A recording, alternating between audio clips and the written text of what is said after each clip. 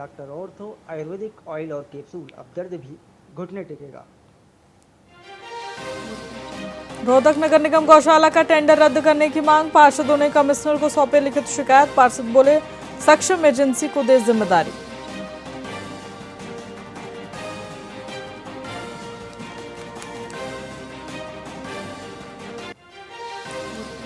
भिवानी में अवैध कॉलोनी पर चला बुलडोजर, प्रशासन ने 24 डीपीसी और 7 निर्माण ध्वस्त किए। 2.75 एकड़ में विकसित हो रही थी कॉलोनी।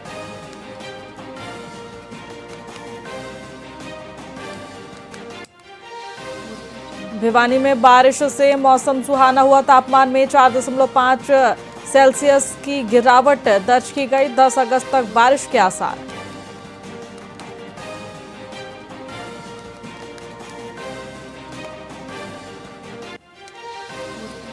कुरुक्षेत्र में मारकंडा फिर उफान पर, कठवा तंगौर के खेत डूबे। मारकंडा में अभी 1300 क्यूसेक पानी।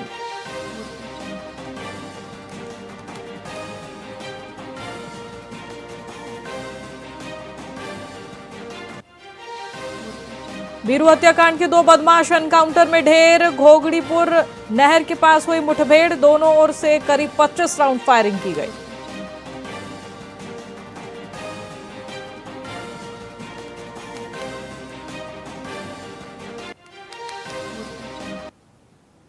नमस्कार, मैं आपके साथ खुशी गोस्वामी। वीआईपी न्यूज में आप सभी का बहुत बहुत स्वागत है। रुक करेंगे खबरों की ओर। कॉमनवेल्थ गेम्स में गोल्ड मेडल जीतकर भिवानी के मिताथल गांव लौटे मुक्केबाज सचिन सिवाच का ग्रामीणों ने भव्य स्वागत किया। ढोल नगाड़ों, फूल मालाओं और भारत माता के जयकारों के बीच अपने चैंपियन का जोरदार इस्तकबाल हुआ। सचिन ने गांव के मंदिर में माथा टेक आशीर्वाद लिया और फिर ग्रामीणों का अभिवादन स्वीकार किया गया। इस दौरान सचिन ने कहा कि देश के लिए गोल्ड जीतना सबसे बड़ी खुशी है और अब उनका अगला लक्ष्य एशियन गेम्स और ओलंपिक में पदक जीतना है। उन्होंने अपने कोच और परिवार को अपनी प्रेरणा बताया। सचिन ने देसी खान पान और चूरमा को अपना पसंदीदा भोजन बताया। आज हमारे गांव के लिए बड़ा ऐतिहासिक दिन है। गांव के लिए नहीं, जिला, हमारा प्रदेश और भारत देश के लिए बड़ा ही खुशी का दिन है। एक आम घर का बच्चा सचिन सिवाच और 2 हमारी बेटियां दराना गांव की और बड़ेसरा गांव की, ये एक त्यौहार जैसा हमारे गांव में तो आज त्यौहार बन रहा है और ये आशा करते हैं ये ओलंपिक में भी पदक लेके आएगा ये लड़का। आपने तो सचिन का बैकग्राउंड ये हमारे ही पीछे रहते हैं, बिल्कुल आम घर से। पिताजी सुबह खेत में जाते हैं, दादाजी सुबह खेत में जाते हैं। ये तो इनके चाचा जी पवन जी हैं जो और टेकराम कोच, इनकी मेहनत से। पहले रिंग की भी सुविधा नहीं थी गांव में, 5 से लकीर खींच के उसमें इनको बॉक्सिंग खिलाना शुरू किया था। उस पांव की लकीर से आज ये मेडल लेके आया। आज हमारे गांव के लिए बड़ा ऐतिहासिक दिन। करनाल में वीरू वाल्मीकि की दिन दहाड़े हुई हत्या के मामले में पुलिस ने त्वरित कार्रवाई करते हुए हत्यारोपियों को मुठभेड़ में मार गिराया है। घटना बीती रात की है जब पुलिस और बदमाशों के बीच लगभग 25 राउंड गोलियां चली। इस मुठभेड़ में दोनों आरोपी ढेर हो गए। 2 दिन पूर्व हुई इस हत्या से पूरे क्षेत्र में सनसनी फैल गई थी। तो वही घटना के बाद पुलिस ने आरोपियों की तलाश में घेराबंदी कर ली थी। समाज के लोगों ने पुलिस की इस कार्रवाई की सराहना करते हुए सरकार का आभार व्यक्त किया है। उन्होंने कहा कि सरकार अपराध पर नियंत्रण के लिए युद्ध स्तर पर काम कर रही है। जैसा कि आप जानते हैं कि हमारे करनाल से एक वाल्मीकि समाज का बड़ा होनहार बच्चा था और वीरू नाम का, उसको सिर्फ एक जलन रखते हुए वो बच्चा, उसका अच्छा नाम था समाज में, अच्छा वो काम करता था।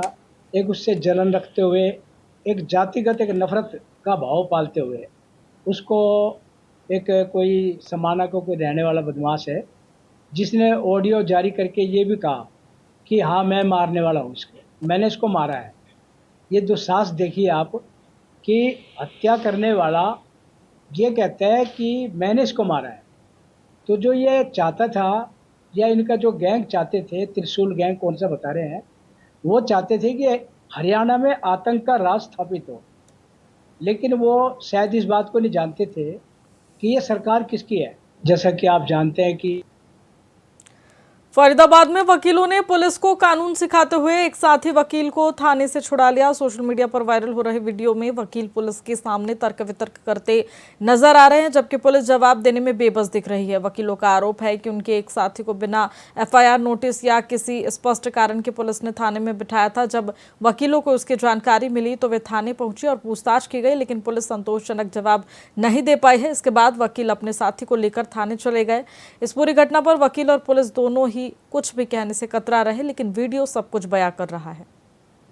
दूसरे पक्ष का आरोप था कि वकील साहब का एक्टिव रोल था और जो मौके पे लाठी डंडे लेके खड़े थे, he was present at that time.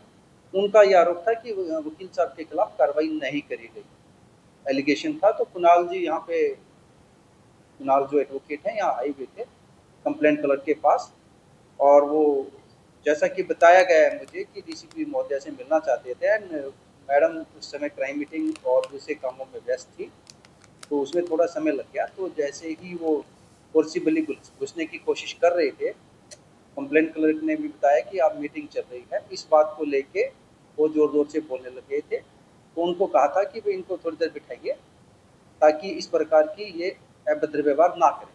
दूसरे पक्ष का आरोप था कि वकील साहब का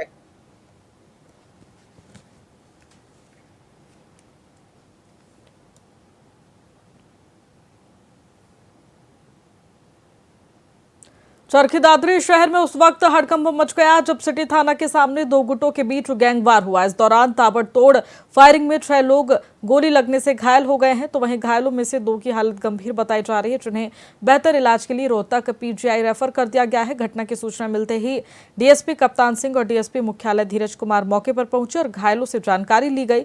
पुलिस ने पूरे इलाके की घेराबंदी कर आरोपियों की तलाश शुरू कर दी है, तो वहीं गोलीबारी के कारणों का पता लगाया जा रहा है।